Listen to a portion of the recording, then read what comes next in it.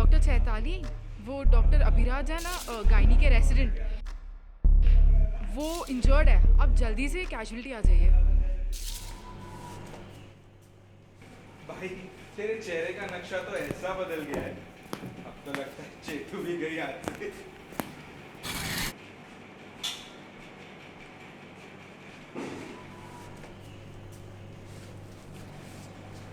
अरे कुछ ज्यादा सीरियस भी नहीं है, सीटी स्कैन भी किया है, ब्लंट ट्रॉमा, हेड इंजरी भी नहीं है, बस हाथ को थोड़ी लग गई है इसलिए नाटक कर रहा है।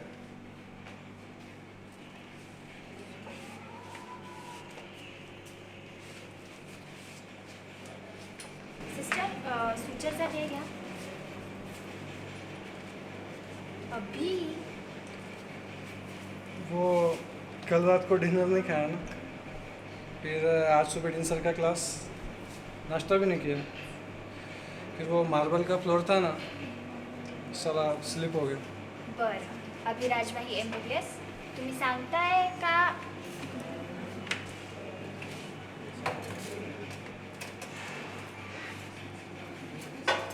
ए सांगतो बघ तू, बहुतेक आपलं 3rd इयर चालू झालेलं होतं, एक त्याच्या आसपास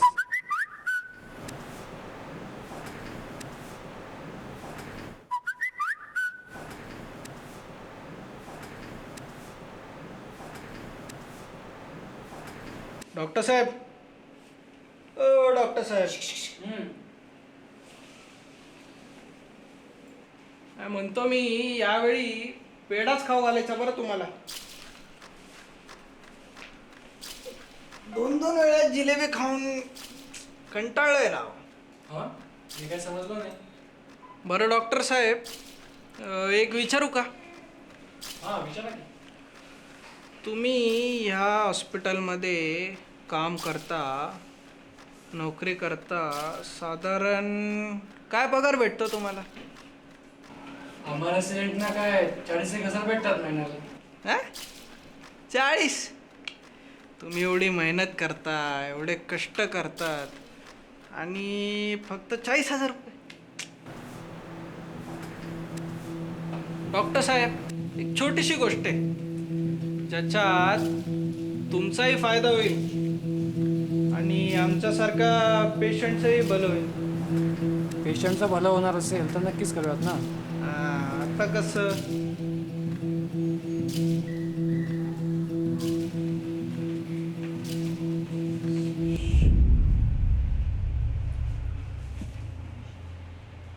हो इथे नाही, पैसे हॉस्पिटलच्या काउंटरवर भरा. हां, आणि तुम्हाला अजून काही जास्तीची माहिती हवी असेल ना तर बाहेर तो बोर्ड लावला आहे, तो नीट वाचून घ्या. सिस्टर, पुढचा पेशंट बोलव लगेच.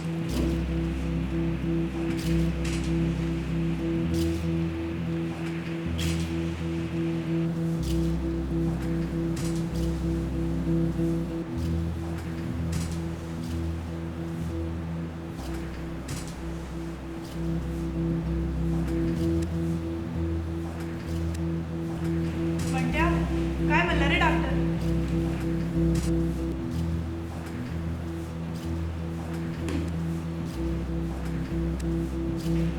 पिंट्या,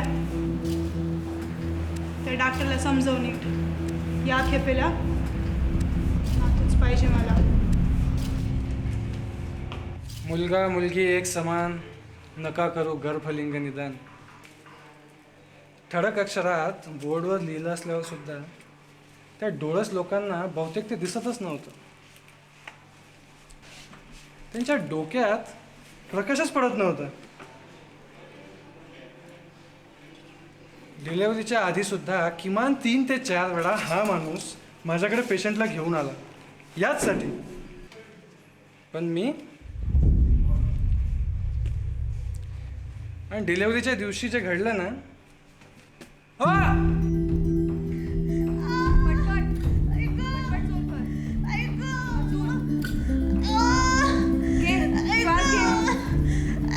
श्वास घे, श्वास जोर कर.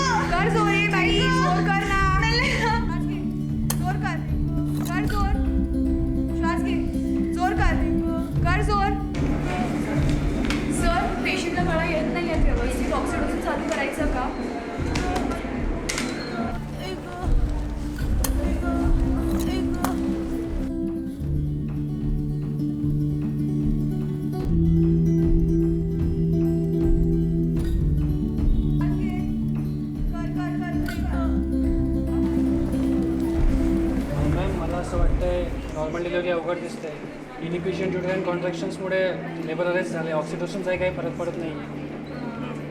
बघते मी.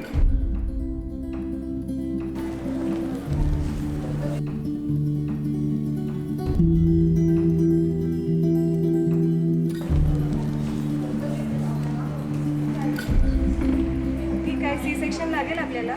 आधी तू त्याच्या नातेवाईकांचे कन्सेंट घे.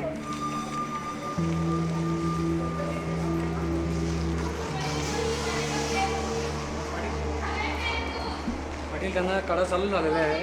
हो ना, की माहिती आहे की आम्हाला. हो, पण त्या पुरेशा नाही आहेत. त्यांना अजून थोड्या जोरानेच कळा याव्या लागतील. तसं ऑक्सिटोसिन देतो आहे आम्ही, पण त्याचा काही फरक पडत नाही आहे. पाटील साहेब, हे बघा, त्यांचा हा फॉर्म मी भरला आहे. तुम्ही इथे नीट सह्या करा, ठीक आहे? नीट वाचून घ्या आणि मग सह्या करा. सह्यांचं काय नाही डॉक्टर, 2 मिनिटं लागतील सह्या करायला. हो, मग द्या की करून पटकन. सह्या करू आम्ही, पण आपला तो आधीचा विषय राहिला ना. काय रे पण त्या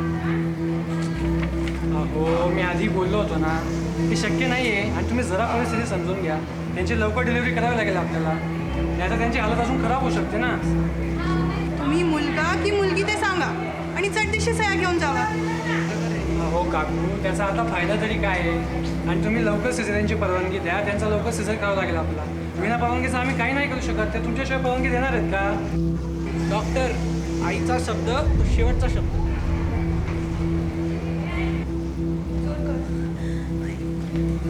हो ताई, ऐकताय का तुम्ही? नॉर्मल डिलिव्हरी होत नाही आहे. आपल्याला सिझर करावं लागणार आहे. बाहेर काही सह्या भेटत नाही आहे. तुम्ही सह्या करा. ऐकताय का? हे घ्या, सह्या करा. तिच्या सासूच्या डोळ्यात तेव्हा तू पाहिलं असतं ना, तर चैतू, मला नाही वाटत तू सुद्धा सह्या केल्या असत्या. ती म्हणाली, माझा निर्णय त्या दोघांवरच सोपवा. टिपिकल भारतीय स्त्री. तिला कुठलाही निर्णय घेण्याचा अधिकारच नसतो रे. ना शिक्षण घेण्याचा, ना नवरा निवडण्याचा, ना जन्माला येण्याचा, ना जन्माला घालण्याचा. नाही घातलं ना जन्माला. दुर्दैव, पुन्हा तिसरी मुलगीच. 5 ते 6 तास ड्युटी संपल्यावर सुद्धा मी ती केस हँडल करत राहिलो. लेबर अरेस्ट झालेले होते. खूप जास्त वेळ लेबरमध्ये राहिल्यामुळे बेबीला डिस्ट्रेस बसला. पोस्टपार्टम हिमरेज झाला. ती शॉकमध्ये गेली. 3 ते 4 युनिट रक्त चढवलं आणि आईचा आणि त्या बाळाचा जीव कसा बसा वाचवला. अरे वा, गुड डॉक्टर अभिराज. तुम्ही तर ग्रेटच. पण मग हे सगळं खरी गंमत तर पुढेच आहे ना.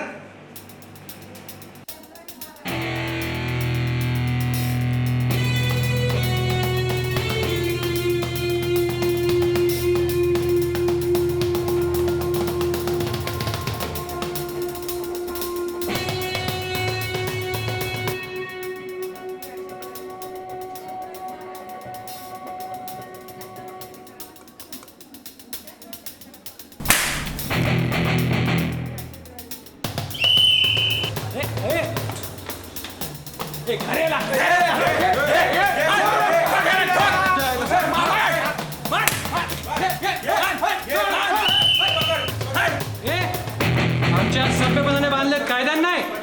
सभ्यपणाच्या गोष्टी सांगू नको तू आम्हाला. पण त्या इकडे रे, तुम्ही वाच, झालं का ते वाच. दिसतंय तुला? वाच, झालं का ते वाच.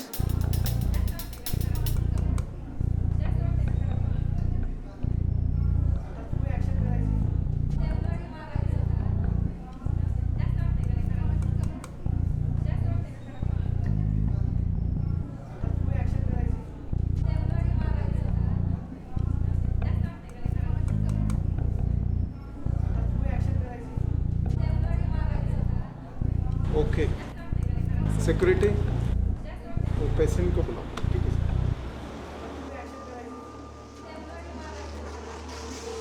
हे बघा डॉक्टर, पण त्याचं असं म्हणणं आहे, त्याच्या बायकोच्या डिलिव्हरीच्या वेळेस तुमच्याकडून झालेल्या काम चुकारपणामुळं तिची हालत अजून बिघडली आणि आता ती आई पण होऊ शकत नाही. मी केलेलं काम चुकारपणामुळे? सर यात माझी कुठलीही चूक नव्हती. सर, नॉर्मल डिलिव्हरी होत नव्हती, त्यामुळे बऱ्याच वेळ ते त्रासात होत्या. नंतर हिमरेज झाल्याने त्यांना हा सिंड्रोम झाला आहे. त्यावेळी सीझर करणं आवश्यक होतं. हा ना, मग सिझर का नाही केला रे तू? हा? हो, मी तर कधीपासून तुमच्याकडून सिझरची परवानगी मागत होतो. तुम्हीच काय तुम्हीच मला शेवटपर्यंत सिझरची परवानगी दिली नाही, त्याचमुळे मला सिझर नाही करता आलं. आम्ही परवानगी दिली नाही. माझी बायको मला नकोशी झाली होती काय रे? हा? आणि तू सीझरचं कधी बोलला? भाऊ बघितलं, चोराचा उलटा बोंबा. भाऊ मी सांगतो ना, यांनी सीझरचं बोललंच नव्हतं मला. वाटलंच तर विचारून घ्या आईला, तिकडंच होती ती. आई खरं बोलतोय का? आता काय सांगू? 2 शब्दांनी काय विचारल्यावर अंगावर खेचकत होता. माझी सून आत मरते का जगते तेच कळेना. अहो काकू, काय बोलताय तुम्ही हे? सर, हे साफ खोटं आहे. हवं तर नर्सेसना विचारा. ए डॉक्टर, तुलाही शिकला असशील पण आम्ही मी थोडं लई शिकला. तुझा स्टाफ तुझ्याकडून नाही बोलणार तर कोणाकडून बोलणार? एवढं कळलं का आम्हाला? आणि मुलगा मुलगीचं काय लावलंय तू मध्ये? बघ, मुलगा असो का मुलगी मला फरक पडत नाही. मुलगा मुलगी एक समान, करू नका गर्भलिंग निदान. हां, समान समान. पाटील खरं बोला, त्यामुळे त्यांना एवढं सगळं झालं, त्याचमुळे त्यांना आता हा त्रास झालाय ना, त्याचमुळे त्यांना आता हा शियन सिंड्रोम झालाय ना. ते शॅन सांगू नका आम्हाला. जे काय झालंय ना त्याची नुकसान भरपाई तुला द्यावं लागेल. 6 महिन्यापूर्वी त्यांच्या बायकोची डिलिव्हरी आपल्या हॉस्पिटलमध्ये झाली होती. त्यावेळी सी सेक्शनची गरज पडल्यावर सुद्धा त्यांनी कन्सेंट दिलं नव्हतं. त्यामुळेच त्यांना शियान सिंड्रोम डेव्हलप झाला. तुमच्या डॉक्टरीत भाषा ना गुंडळू नका आम्हाला. इथं माझ्या बाईला पोरत नाहीये. तुम्ही एक काम करा ना सर, त्या ताईंना आत बोलवा. त्या ताई जे काय असेल ते सगळं काही सांगतील. हा बोलवतो की बोलो भाऊ बोलवतो. मंजू ये बाळा, ये इकडे ये. पुरी, आता सरळ सगळं सांग. ह्या डॉक्टरांनी तुला सीझरबद्दल काय काय सांगितलं ते सगळं सांगायचं. मला यांनी काही सांगितलंच नव्हतं. सीझरबद्दल मला काही विचारलंच नव्हतं. अहो मॅडम, मी काय बोलते ही बाई?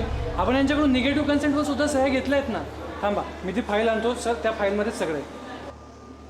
चैतू, ते लोक सीझरसाठी तयार तर नव्हतेच, पण जेव्हा मॅमने त्यांना त्यांच्या भाषेत समजावलं ना. आणि तुम्हाला तर याच्यावर सह्या करावीच लागतील. जर सह्या करायची नसेल ना, तर ज्या कंडिशनमध्ये पेशंट आहे तसंच उचलायचं आणि घरी निघून जायचं. केवळ पेशंट घरी घेऊन जायचा नाही म्हणून निर्लज्जपणे त्यांनी निगेटिव्ह कन्सेंटवर सह्या केल्या.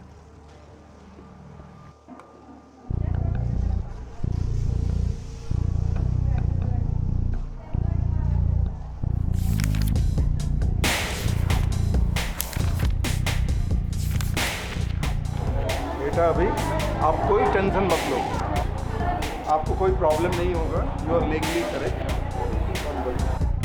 सिक्योरिटी, 2 मिनट के अंदर हमें सारे लोग बाहर चाहिए. माझ्याकडून बोलावं अशी माझी अपेक्षा नव्हती. बस खरं बोलावं एवढीच अपेक्षा होती. काही गोष्टी पेशंटला समजत नाहीत, काही गोष्टी समजवता येत नाहीत, आणि काही गोष्टी त्यांना समजून घ्यायच्याच नसतात. खोल तुझे ते बोल ऐकता, तोल माती मोल जावे, पण सावरायला जर नाहीच कुणी, आता गडबडू तरी कशाला. केली शिकार माझी इथे माझ्याच निर्दोष हातांनी, मग बघून दुःख माझंच स्वतःवर, आता हळहळू तरी कशाला. मार घुसमट फार सोसूनही ठार बंदा जागीच झाला, मग कोंडीतल्या या श्वासांसाठी आता तडफडू तरी कशाला.